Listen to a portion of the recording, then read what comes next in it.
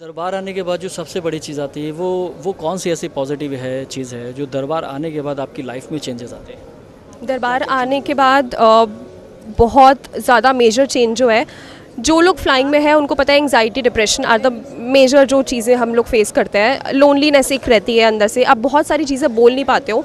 मुझे नहीं पता यहाँ पे आके वो हवन करने के बाद वो कहाँ गया।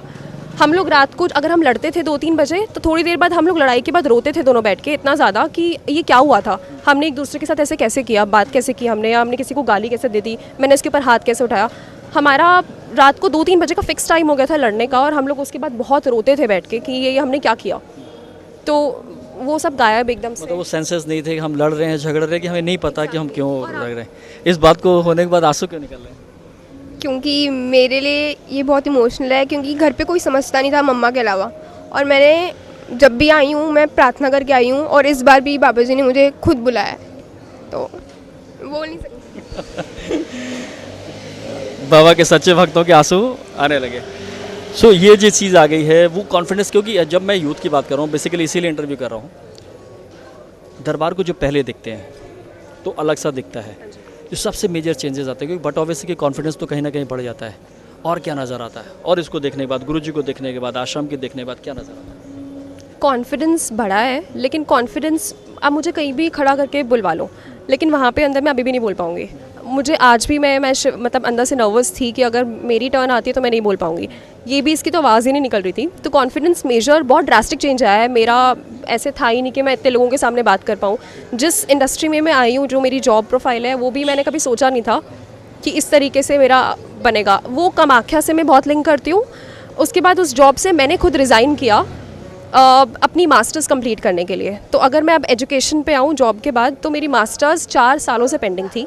4 साल मैंने फ़ी पे कर दी, सब कुछ हो गया। मेरी पढ़ाई क्योंकि जॉब के साथ नहीं हो पाई थी, आप रोज़ कहीं और हो, आपका स्लीपिंग पैटर्न नहीं है, आप कभी सुबह उठ रहे हो कभी रात को जा रहे हो, वो चीज़ थी। तो वो 4 साल का कोर्स कुछ मंथ्स में कंप्लीट कैसे हुआ मुझे नहीं पता। दरबार को आपने अपने किस नज़र से देखती है? कहीं नहीं ऐसा दरबार, कहीं नहीं, मिल ही नहीं सकता, इस पूरे ब्रह्मांड में नहीं मिल सकता। जैसा सोच से परे, जिस कंडीशन से मैं निकली हूँ 3-4 साल से, बाबा जी जानते कैसे फेस किया, उन्होंने हिम्मत दी है। इन 4 सालों में जो ऐसी बात जो अभी तक गुरुजी से नहीं बोल पाई, ऐसी कौन सी बात है जो अभी भी रह गई है और जो बोलना चाहते थे? गुरुजी ऐसे आशीर्वाद हमेशा हमेशा बनाए रखना मेरे परिवार पे, बच्चों पे।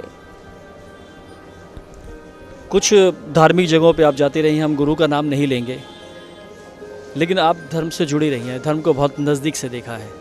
जब इस दरबार को देखती हैं तो उनमें क्या डिफरेंस नज़र आता है? बहुत डिफरेंस है। यहाँ तो आप एक मतलब घर में बैठ के प्रे करते हैं, आपको रिज़ल्ट इमीडिएट मिलता है। हर चीज़ पॉजिटिव, एक सोचने से ही, बोलने से भी नहीं, आप मन में सोचोगे और उससे पहले ही वो पूरा हो जाता है। घर में जैसे पहले के सारे फैमिली मेम्बर्स थे, उनकी लाइफस्टाइल और आज की ज़मीन में वो जो डिफरेंस है वो क्या है? बहुत ज़्यादा। पहले तो बिल्कुल अंगेज थे, मतलब बात नहीं करना। मैंने 2-3 साल मैंने चुपके से वीडियो देखे हैं, चोरी चोरी देखती थी और रोती थी कि बाबा जी कैसे आप मेरे परिवार को इससे निकालो। जो हमारे घर की कंडीशन थी, बच्चों को देखती थी, बड़ों को देखती थी, बहुत परेशान थे। तो बाबा जी ने बुला लिया, पता नहीं आज वो बिना आरती के सुबह मतलब 2 टाइम उन्होंने, चाहे कुछ हो या दिन में भी, सारा दिन न्यूज़ लगाएंगे, नहीं बाबा जी का लगाओ। मतलब ये है कि दिन रात उनका बाबा माँ का चलता है। मतलब जिस समय आरती होती है उस समय सारे खड़े हो जाते हैं? हाँ जी, हाँ जी। आरती के अलावा पूरे दिन सिर्फ यहीं का चल रहा होता है अब टीवी पे। आप और कोई टीवी देखता ही नहीं है। तो स्मृति चिकित्सा हो रही है, कुछ भी हो रहा है, वो टीवी पे चल रहा है। तो क्या ऐसा रहा जो अभी गुरुजी को नहीं बोल पाए? यही कि हमसे कोई गलती हुई है, ये हमने बोल दिया है, तो हमें माफ़ करना। हमसे होती रहेंगी गलतियाँ, पर हमें आप कभी मत भूलना। हम शायद कोशिश अपनी तरफ से तो कोशिश करेंगे, हम इंसान हैं, हमसे गलतियाँ होंगी, बट देन आप हमें कभी छोड़ना मत, भूलना मत, यही बोला। तो जॉब का कुछ ऐसा आपका एक्सपीरियंस भी था, क्या था वो?